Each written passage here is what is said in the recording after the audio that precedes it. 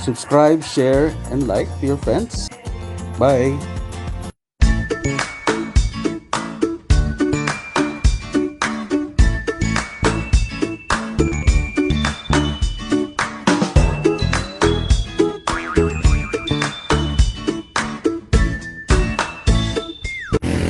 Hello mga kabis, si Daddy Joe po. Nandito tayo sa Pilipinas, Rizal. Ang gagawin po dati, bibili tayo ng Serpentina, diba? So, ituturo ko sa inyo paano itanim yung Serpentina. So, ito sa Pilipinas, Rizal. So, meron akong bigukuhan dito. Tapos, kukuha tayo ng so, mura po yung mga tanim dito. Ang kuha ko lang dito sa Serpentina is 50 pesos. Isang bag na po yun.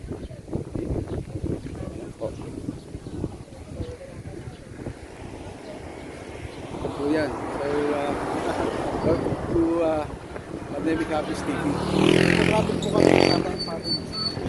Po kami. Ganda po dito sa pag-ibig side. Dami pwedeng makakita ng pangawin. So, bisita po kayo dito. And mabili po kayo ng mga iba't ibang halaman. Lapit na po dun sa ating windmill. So, mamaya pakita ko sa inyo. Windmill natin.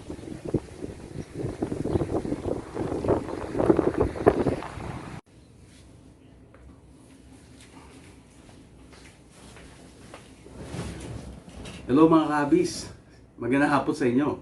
So si Daddy Joe, new po ulit. For this new video, meron po akong present sa inyo isang halamang gamot. Kung nadinig nyo na yung Serpentina, right? So marami sa inyo marahil ay hindi pa nakakarinig ng Serpentina. So halamang gamot po siya. So ganito po yung mga dahon niya. Medyo patulis po yung dahon niya. And then, saan po siya nabibili? So nabibili po siya sa mga landscaping, sa mga highway, di ba? Nagbebenta ng home and garden, landscaping, mga ganyan. So ano po bakit po pinofocus ngayon ng aking gardening tungkol sa Serpentina? Alam niyo po yung misis ko na more than 20 years na po kami mag-asawa. And ever since na I would remember, palagi po siya nagkakaroon ng migraine. Okay, so ano yung migraine? So talaga intense, mild to severe headaches. So siguro marami sa kayong mga kabisang na-experience rin ng ganun. So medically speaking, hindi na po natin alam kung ano yung cause ng migraine. Some say it's a form of diabetes or early symptoms of diabetes, high blood pressure. Okay, something is wrong with your body. That's why nagkakaroon ka ng headache. And then syempre, nagbi-build up yun, di ba? Yung ulo natin talagang, she explains it as excruciating pain. Ay mga, mga meds, mga tablets, pain relievers, things like Sardon. So yun yung alam niya, 'di ba? So to somehow reliever of her migraine, so just pain relief, but it really wasn't a cure. So imagine yung 20 years na naming experience yun, na she's experienced that, and eventually that really tires you out. It really affects your marriage, right? Pag isang tao is experiencing a lot of pain or migraine or headaches, syempre she's always in a bad mood.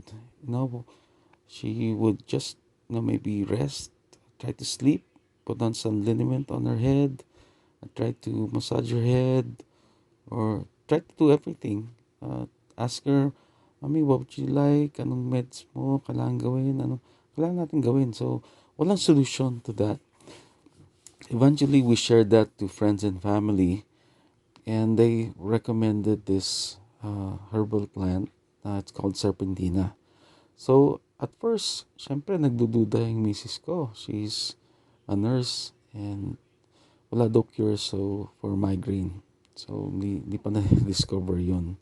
So, you just have to try to drink some medicine, relieve the pain. So, no cure. But eventually, so since her migraine was getting worse and the duration was much longer, before it was an hour, 2 hours, one day, then eventually become 1 week of constant headaches. So she couldn't really take it. So what we did was we tried it.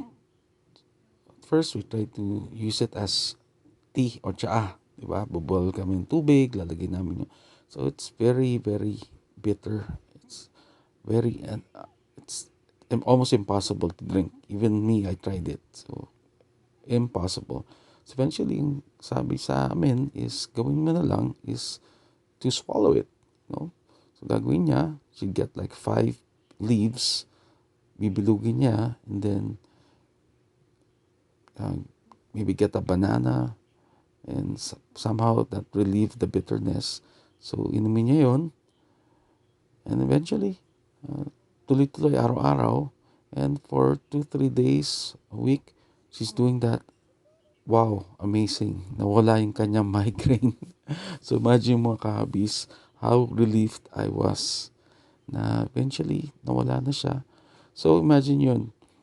She's getting like 5 leaves a day from one plant. So, eventually, makakalbo na siya, di ba? So, wala na matitirang dahon doon. So, si Daddy Joe nyo would always find ways na, syempre, I'll buy another plant, ganyan na naman, ubus na naman siya, makakalbo na. I have a garden upstairs. Di ba sa rooftop ko, kung napapanood nyo yung mga videos ko before.